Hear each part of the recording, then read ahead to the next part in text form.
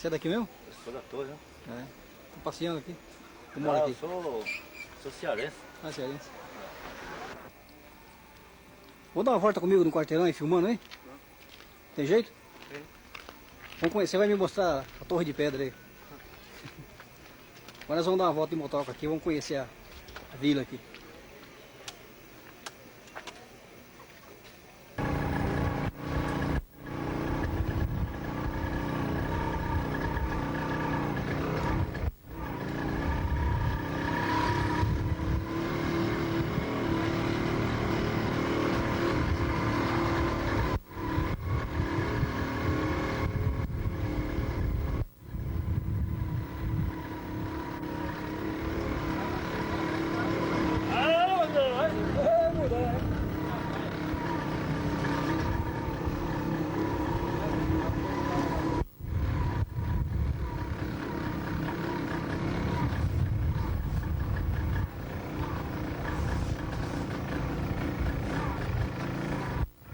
Quanto é que é o cemitério?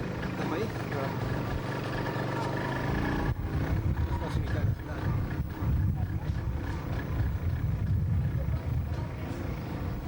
Aqui é o Bar do Coração? Zero!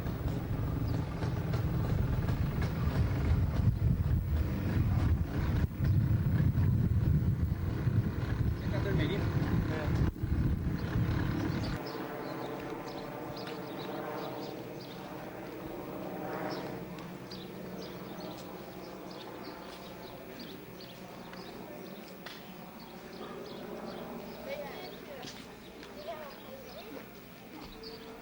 Que igreja que é essa aí? Não tem não? Tem nome não? Deve ser presbiteriano, não? Hã? Presbiteriano? É? Presbiteriano independente.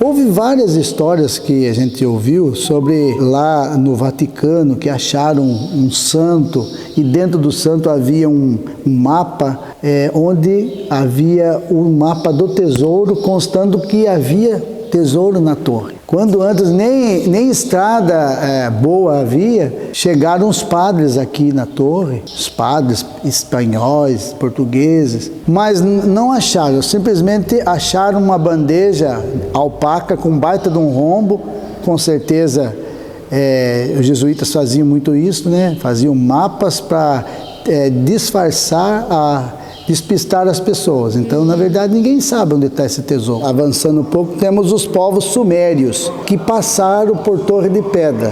Os povos sumérios tinham um templo em Bofete chamado Templo da Serpente de Ouro. E Porangaba e região era tido como os adoradores da serpente. Então, possivelmente, não descrendo, claro, é o poder de Deus, a torre, que é um símbolo do município, mas possivelmente foram os sumérios que fizeram a torre. De um arenito, de uma rocha que não se encontra muito aqui na região. É muito porosa, eles criaram essa pedra. Isso não quer dizer que seja obra de Deus. Deus deu inteligência para estes povos que eram povos inteligentes, né? Passaram por aqui. Então, a pedra, ela foi construída para quê? Qual foi a finalidade da pedra? Para os povos sumérios, para sinalizar que havia o templo em Bofete, o templo da serpente de ouro, e para os índios edificavam-se um caminho antigo, o primeiro caminho que era o caminho da Pedra Branca,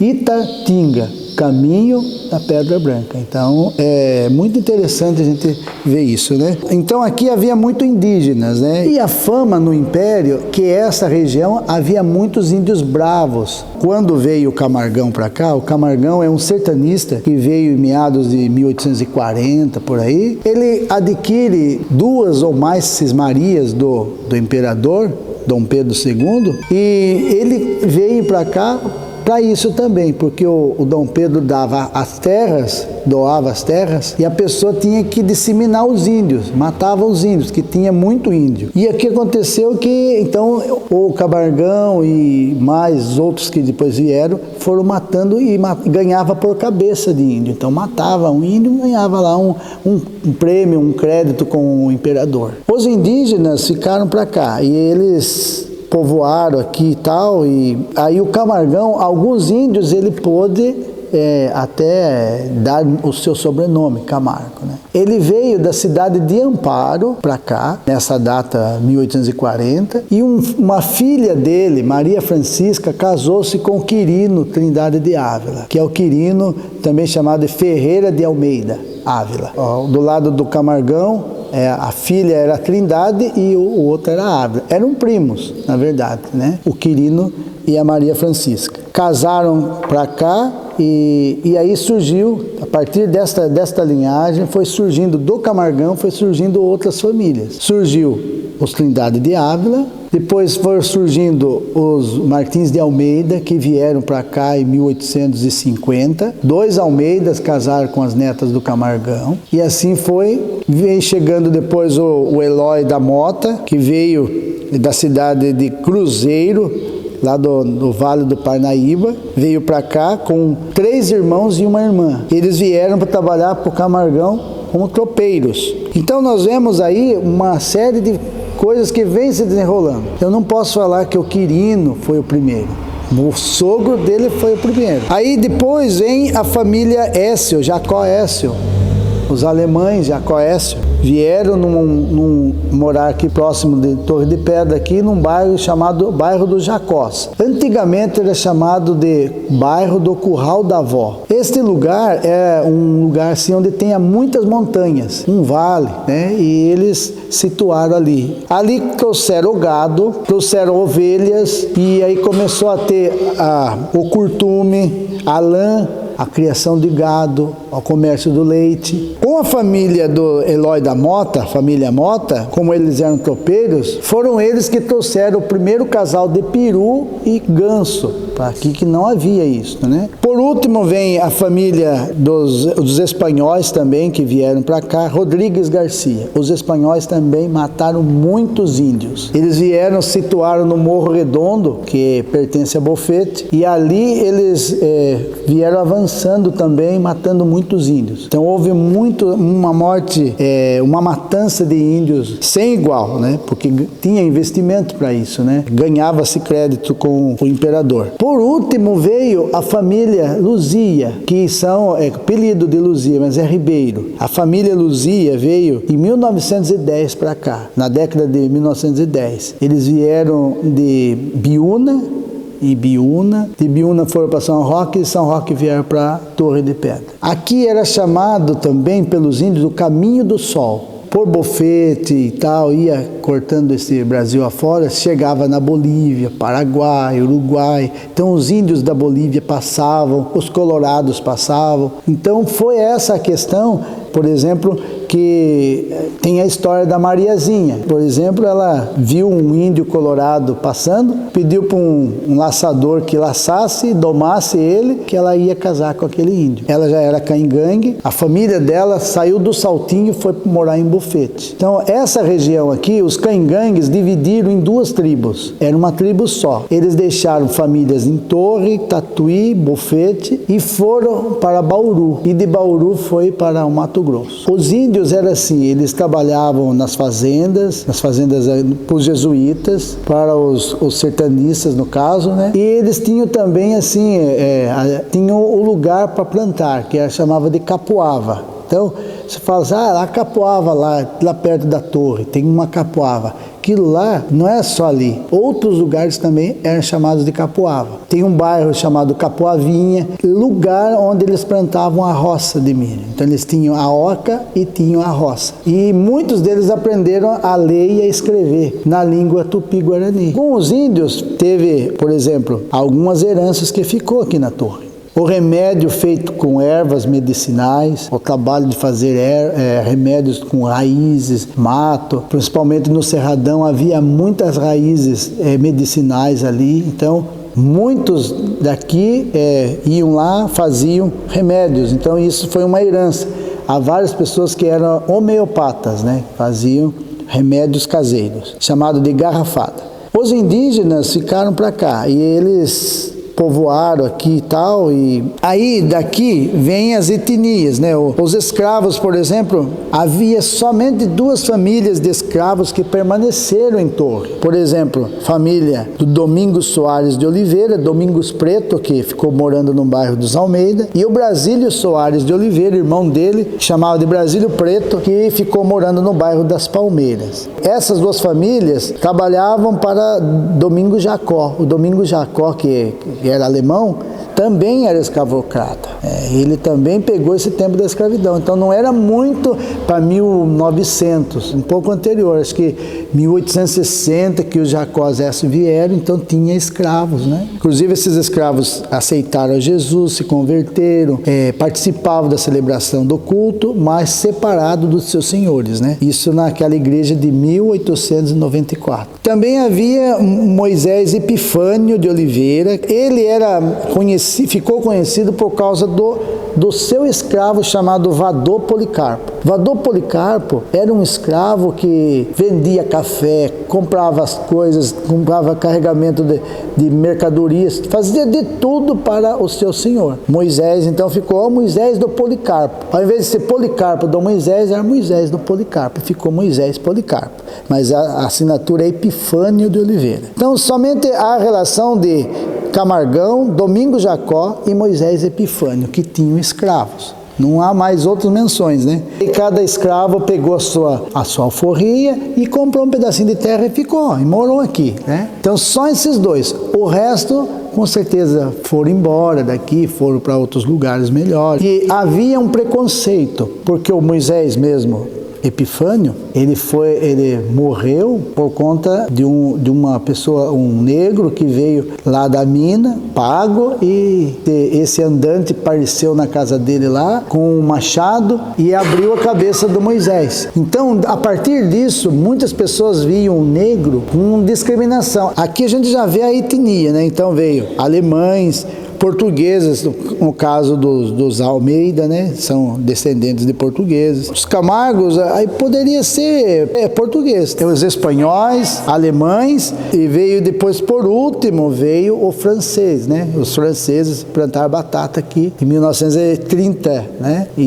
Depois de 32. Primeira religião que existiu em Torre foi a católica, que se chamava Capela dos Quirinos. A Capelinha dos Quirinos, feito de perova vermelha, pelo marceneiro Nato dos Santos, que na verdade é Fortunato Gomes de Moraes, filho dos seus santos, em 1850. Era ali mesmo, ali próximo à igreja onde hoje existe. O que aconteceu? Em 1900, Honório loteou a vila. Em 1900, daí já havia a igreja presbiteriana, chamada de Igreja Sinodal, lá no bairro do Jacós, em 1894. Em 1900 já havia essas 2 igrejas. Em 1905, formou-se a Independente, que é a nossa igreja aqui. Então, mas na vila mesmo, a nossa igreja foi a primeira igreja protestante a estar na vila.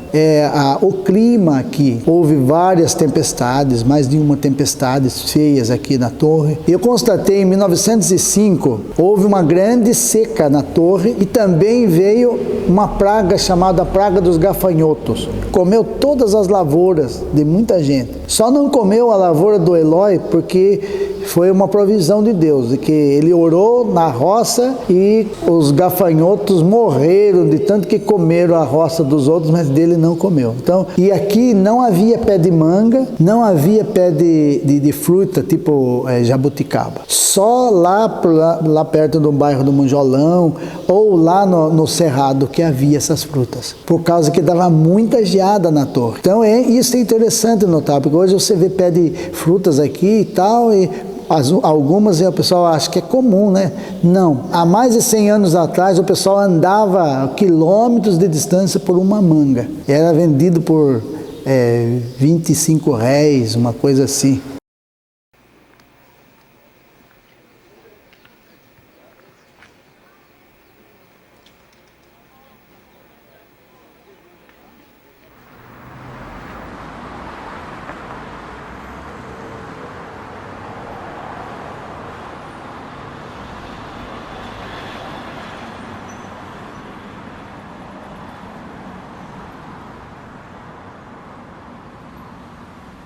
Meu nome é Paulo Stanislau Oltes. Eu nasci em 1933, dia 2 de junho de 1933.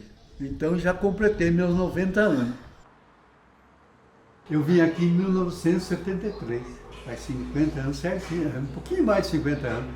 Foi dia 3 de setembro de 1973 que eu vim aqui para trabalhar. Naquela época eu tinha 40 anos. E foi engraçado para nós vir morar aqui. Eu morava lá no Saltinho, na lavoura, e nós estávamos na roça, eu com as minhas crianças, né? Tudo eles trabalhavam na roça desde criança. E eu falei assim, nós vamos morando na torre. Casfaram de mim, deram risada. Disseram assim, só se as galinhas criam dente. Você acredita que depois de 90 dias nós estávamos morando aqui? Foi por Deus, parece que Deus queria que eu viesse morar aqui, né? Foi assim, então eu vim e comecei a trabalhar na padaria. E eu não sabia nada de pão, nada. Eu aprendi assim, trabalhando assim, eu não tive escola para aprender. Eu ficava olhando o padeiro fazer, porque eu tive o padeiro por 3 anos. Ele não queria me ensinar, mas eu aprendi. Meu nome é Marina Rodrigues Xavier e nasci em Torre de Pedra, no bairro dos Almeida, e vivi lá até meus 6, 7 anos. Aí daqui viemos aqui na Torre, aqui na vila, morar. Dali 1 ano e pouco minha mãe, Deus levou, e aí fiquei morando aqui até meus 12, 13 anos.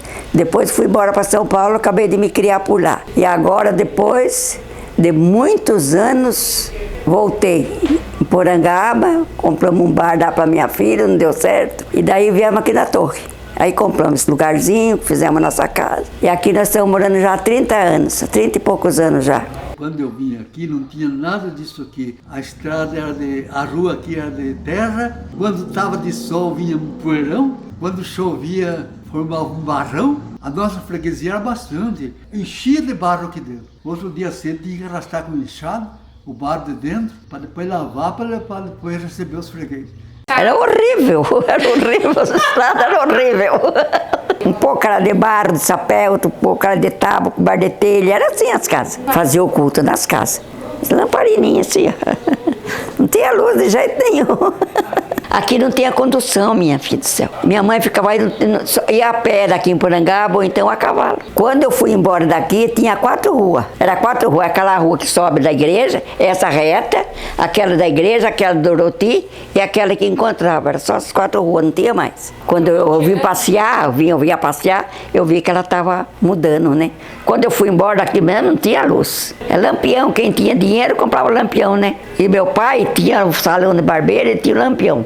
E eu fugia dele e não deixava nós passear na rua, sabe? Não podia sair na rua, ficar mal falada, ai, que barbaridade. E eu gostava muito de passear na rua, mas não podia. Aí o que eu fazia? Enquanto ele estava trabalhando, eu fugia, dava 2, 3 voltas na rua e voltava correndo, ficava sentadinha lá. Aí quando ele descobriu, você sabe o que meu pai fez? Vendeu o lampião e fazia eu ficar segurando lamparina para ele cortar cabelo. Até isso meu pai fez, para prender dentro de casa. Mas não tinha luz, né? Então eles falavam que os moços ficavam passando a mão nas mulheres. Eu nunca vi passar a mão em mim, não. Mas o pai falava isso, sei lá. Quando eu mudei aqui, ainda não era município. Quando eu mudei aqui, e meu marido não queria abrir comércio nenhum, tinha medo, né? Porque aqui deu muita briga, aquele rolo. Aquele tempo brigavam muito política. Então, depois eu estava aqui, chamaram eu para ir junto. O ônibus foi, né? Aí voltaram tudo gritando, que ele tinha virado município, Torre de Pedra. Foi quando eu mudei aqui. Quando abriu o comércio já era município. O prefeito era o Pérez. Ele que caminhou, foi lá e veio com o ônibus lotado e foi candidato e ganhou. A prefeitura não era no prédio que é hoje, naquele tempo? Não era essa, não era de hoje não. Agora que fizeram esse prédio, reformaram, fizeram tudo, né? Mas o tempo do Pérez já era ali, mas não era assim. Era uma casa comum. Olha, foi mais ou menos em 1930, para fazer a igreja eles reuniram os membros, o pessoal da cidade aqui, e combinaram de fazer uma capelinha, né? Mas bem pequenininha, que aí tinha só uma capelinha de madeira, né? Quem encerrou a madeira do mato parece que foi João Neto, e era de chão, assim, não tinha nem piso, era chão. E a gente vinha rezar ali na capelinha daí. E quando nós vínhamos daí, em 1940, já tinha uns 10 anos, 1940 a gente já vinha ali na capelinha para rezar. Aí Dona Rosena, que era a mãe do Chico Pedroso, mãe ou avó, não lembro bem, ela doou o terreno ali onde é a igreja. Ela doou o terreno, antes, ela tinha doado o terreno, daí foi feita a capelinha. Quando eu já estava mais formadinho um pouco, eu já tinha 15 anos, tinha o costume de fazer tudo primeiro domingo do mês, fazia uma festinha. E nessa festinha, reunia ali para rezar e fazia um leilãozinho para tirar um dinheirinho, para fazer a limpeza da igreja, fazer a manutenção, né? E aí fazia a festinha assim, tinha um ramo de papel assim, um ramo cor-de-rosa e um ramo azul. Tinha o festeiro e a festeira. A festeira daquele dia pegava o ramo azul e dava para um jovem, um senhor de idade, para ele ficar sendo o festeiro do outro primeiro domingo do mês. O festeiro pegava o ramo cor-de-rosa e escolhia uma jovem, uma senhora, para ser uma festeira do outro domingo. E daí pegava dinheiro, porque tudo quanto é identidade tem manutenção, né? A igreja tinha as despesas da igreja, mesmo que seja pequeno, tem muita despesa, né? Natal eu recitei muito nos Natal, né? Recitei muito, todos, quando era menina, todos os Natal eu estava recitando. Era muito bonito os Natal aqui, muito bonito. Cada peça mais linda do que a outra. Era muito bonito, nossa. Hoje em dia não tem mais nada, né? Mas era dentro da igreja as peças. Dia das Mães, recitava Dia das Mães. Era tudo comemorado, tudinho, tudinho. Nossa, a igreja lotava, bastante pessoa. Porque depois começou a aparecer outras igrejas, né? Então, um pouco. Se eu não me engano, eu fiz a conta, tem 15 igrejas aqui na torre, o que é isso? É muita igreja. Eu falei, para ir do céu, não vai do céu quem não quiser, porque na torre, porque... Aquele tempo veio Dom Aguirre aqui e olhou a capelinha e disse, precisa fazer uma igreja, precisa vocês fazerem uma igreja aqui. Mas vocês não vão colocar uma pedrinha aqui para fazer a igreja sem legalizar o terreno. O terreno era doado, mas não tinha escritura ainda, né? Daí meu pai trabalhou para legalizar a escritura, né? Daí legalizou a escritura do terreno, tudo certinho, e daí que construiu essa igreja que tem agora ali. Paróquia de São Pedro. Demorou para construir, né? Sabe como é que é, né? Construir igreja não é fácil, né? É o povo que vai doando o dinheiro, os materiais para poder construir. O meu pai era presidente da igreja nesse tempo, e daí ele construiu a igreja. Eu já estava com mais ou menos uns 60 anos. Aí o padre falou para mim se eu queria ser ministro da Eucaristia. Eu tinha feito teologia, né? Mas 4 anos de teologia eu aprendi meio pouco, né? Aí ele foi na minha chácara ali, na chácara São Pedro, que tem ali perto do Cidagaú. Eu fiquei meio nervoso na hora dele falar, eu disse, mas eu não sei nada. Ele disse, não, mas ele ensina. Eu disse, também, então. E daí comecei. Foi em 1980. Olha, faz tempo já, né? 1980 faz 40 anos. Aí eu comecei a trabalhar como ministro e era gostoso como ministro da Eucaristia, porque a gente dá comunhão para as pessoas. Quando o padre não pode vir, a gente pode dar. Eu fazia celebração, mas eu era tão nervoso, né? Eu ia fazer celebração, ficava pensando, meu Deus do céu, agora eu vou fazer uma celebração aqui, eu vou subir o presbitério aqui, vou ficar falando. Então eu fazia a leitura do Evangelho, depois eu explicava, mas a sorte que Deus dava para mim a palavra e eu conseguia, né? Na minha simplicidade, eu conseguia evangelizar. Eu dizia, olha, os alunos, as crianças, lá na escola precisam considerar a professora como sendo sua mãe. As professoras precisam educar as criançadinhas como sendo seus filhos. Então, é preciso que haja assim, muito respeito, muito amor, muita compreensão para caminhar bem. Eu ia ensinando assim, sabe que a turma gostava, né?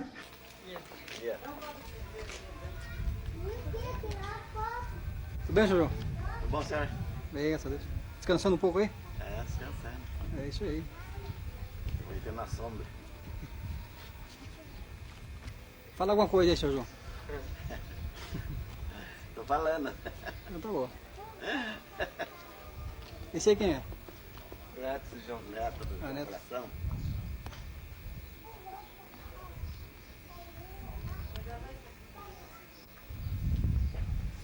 Vamos filmar aqui o armazém do seu João, né, senhor?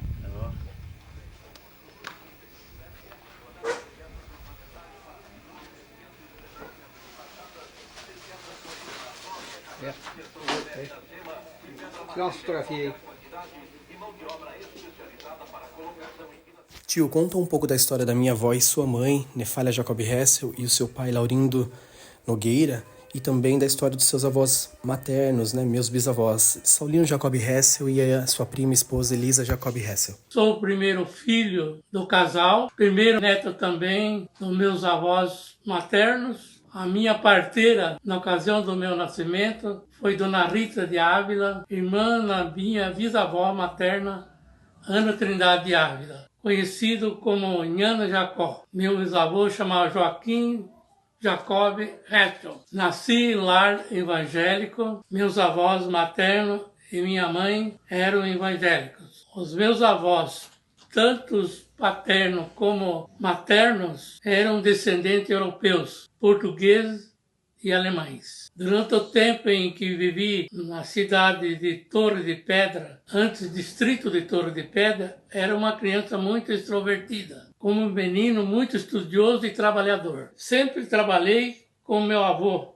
desde os 7 anos de idade. Montado num cavalo, ia levar sal para os bois, 200 mais ou menos, numa invernada localizada meio distante da chamado Cerrado. Naquele tempo não tinha na cidade ginásio, por isso não prossegui nos estudos. Até os 20 anos em completo vivi em Torre de Pedra, onde tive momentos muito felizes, tanto na vida material como na vida espiritual. Na vida sentimental, tive diversas namoradinhas. Também guardo coisas interessantes que gostaria de esclarecer. Como nasci e cresci em local rural de propriedade do meu avô, naquela época, dias de hoje, conforme a localização, é uma fazenda. Quando eu tinha 12 anos, além de fazer o trabalho de costume todos os dias até domingo, ainda tinha que ir buscar remédio para a minha bisavó em outra cidade chamada Guari. A gente falava Guari. Minha bisa tinha um irmão que chamava Verzílio Trindade de Ávila, que era um verdadeiro médico naquela época. Ela tomava o remédio do tio Verzílio, como a gente chamava ele, em 3 dias ela ficava curada. Eu gostava muito da minha bisavó. Não perdia tempo. Ela contava muita história dos antepassados. Se eu fosse escrever tudo, seria um livro. Todas as semanas, meu avô falava para mim, não deixe faltar nada para minha mãe, tanto como remédio e alimentação. Eu levava 4 quilos de carne para ela. Aí ela falava, meu filho, 2 quilos é para mim e 2 quilos é para a bicha. Eu não entendia muito o que ela queria dizer e não dava muita importância naquilo que ela falava. Além de levar remédio e alimentação, levava também fumo de corda. Ela fumava cigarro de palha. Ela falou para mim que casou muito jovem, tinha mais ou menos 14 anos. O primeiro filho dela chamava Marçal Jacob. E depois ela teve mais 7 filhos. Marta, Saulino, Quirino, Cesária, Nica, Ló e Duvirge. Eu conheci todos os filhos da minha vida. Não tive muito contato com meu bisavô, Joaquim Jacob Hessel, que já tinha falecido. Outra coisa interessante da minha vida era descendente espanhol. Pereceu com 104 anos.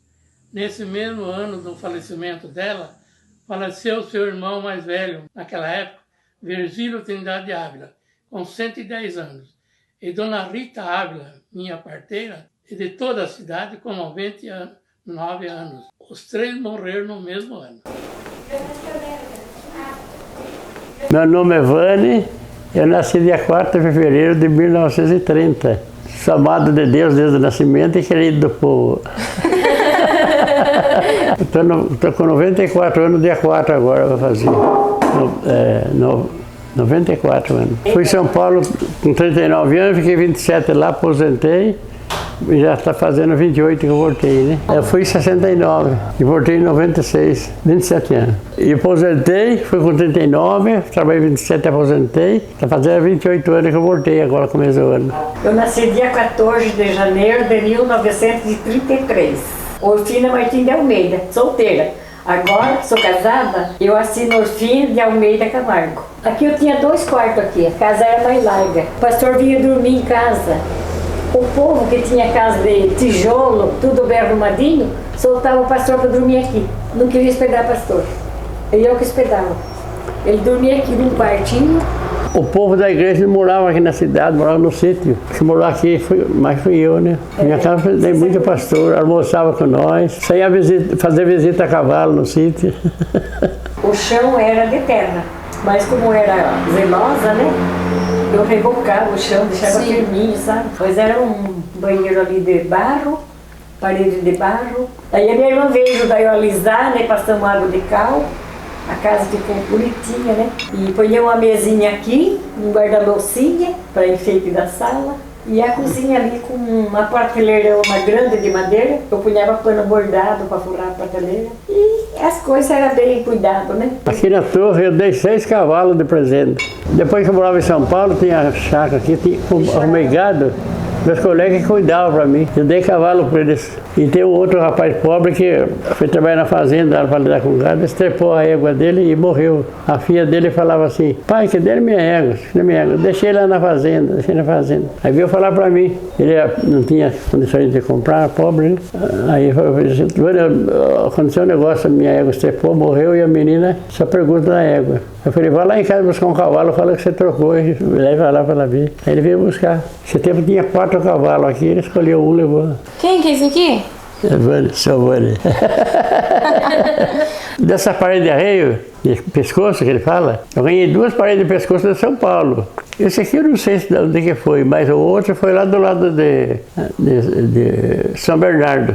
Ele fazia um cavalgada, daí o homem estava de idade, veio passear na vila e soube que tinha gente que andava a cavalo aqui, né? Perguntou na praça para quem que podia dar uma parede de pescoço. Aí ele falou, deram o meu endereço, ele passou aqui, parou o carro, chamou eu, bonita paria. Mas o último cavalo meu, marchador, eu acho que eu tenho foto dele aí. Eu dei pro meu sobrinho arreado o cavalo. E essa paria aqui eu não sei para quem que dei. Não sei que eu dei por Ernesto, sabe? Aí depois que eu voltei de São Paulo, né? Mas deve fazer uns 20 anos que eu tirei essa aí, né?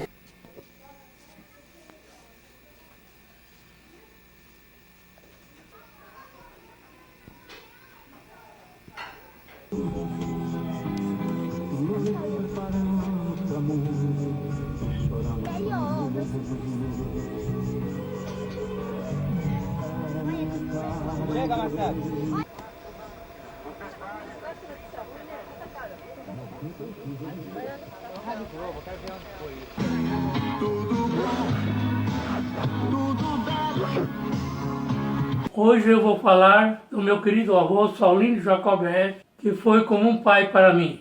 Comecei a trabalhar com meu avô com a idade de 7 anos, montado numa mula. Eu ia com meu avô buscar goiada na cidade de Tatuí. A gente demorava alguns dias, tanto para ir e para voltar. Era muitos bois, 1000 mais ou menos. Os lugares que nós pernoitávamos eram pessoas amigas do meu avô. Eu fiquei conhecendo todos eles. Na cidade da Quadra, conheci o Saroba, conheci também os seus filhos. Outra coisa que meu avô, ele falava para mim: amanhã, filho, nós vamos na cidade de Tatuí. Ele alugava carro para ir até essa cidade. Era meio longe. Isso acontecia no final do ano, véspera de Natal. Avô vai fazer 2 ternos, 1 e 2 ternos para você também, numa alfaiataria Delfiol, a mais famosa da cidade de Tatuí. Quando foi inaugurado o Conservatório Musical de Tatuí, no ano de 1954, pelo governador do estado de São Paulo, professor Lucas Nogueira Garcês, eu estava lá com meu avô. Meu avô era bastante político. Sempre recebia na casa dele os políticos daquela época. Senhores Auro Moro Andrade, Cunha Bueno, Ademar de Barros. Eu frequentava a IPB de Torre de Pedra. Era uma igreja forte, sempre estava havendo eventos do presbitério. Meu avô era conhecido nas cidades circunvizinhas da região. A gente falava: eu sou neto do Saulino Jacob. Eles falavam: eu nunca vi um homem honesto e sincero como ele. Meu avô foi delegado, nomeado pelo governador do estado de São Paulo, durante uns 3 anos. Ele nunca prendeu ninguém. De vez em quando ele chamava a pessoa que cometia alguns algazarras. Naquele tempo, as estradas eram somente apedregulhadas, não tinha asfalto até São Paulo. Fiquei muito conhecido pelas pessoas daquele tempo também. Boa tarde, Deus abençoe a todos. Eu fiz poesia fiz várias poesias.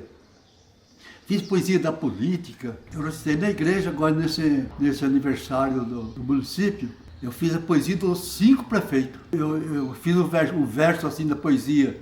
Prefeitos, os heróis de Torre de Pedra. Eu não vim aqui fazer discurso, nem falar de queda. Vim somente para saudar os heróis de Torre de Pedra. É lamentável não estar aqui presente em nossa companhia o primeiro prefeito, nosso amigo saudoso Pérez Dias. Vamos falando e trazendo na lembrança, prestando bastante atenção. O segundo prefeito é o saudoso nosso grande amigo Rubão. Vamos saudar também o terceiro prefeito aqui em nosso recinto, um trabalhador incansável, nosso grande amigo Nilton Pinto. O quarto prefeito, Emerson, jovem de muitos sonhos, trabalhou animado. Torre de Pedra reconhece e te saúda com muito obrigado. Hoje sim, é um dia muito alegre, é dia de grande festa e ninguém está nervoso. Vamos saudar com alegria o querido prefeito Ciro Pedroso. Parabéns, Torre de Pedra, pelos seus 31 anos. Torre de Pedra, 28 de 10 de 2023. Paulo Stanislau Luz.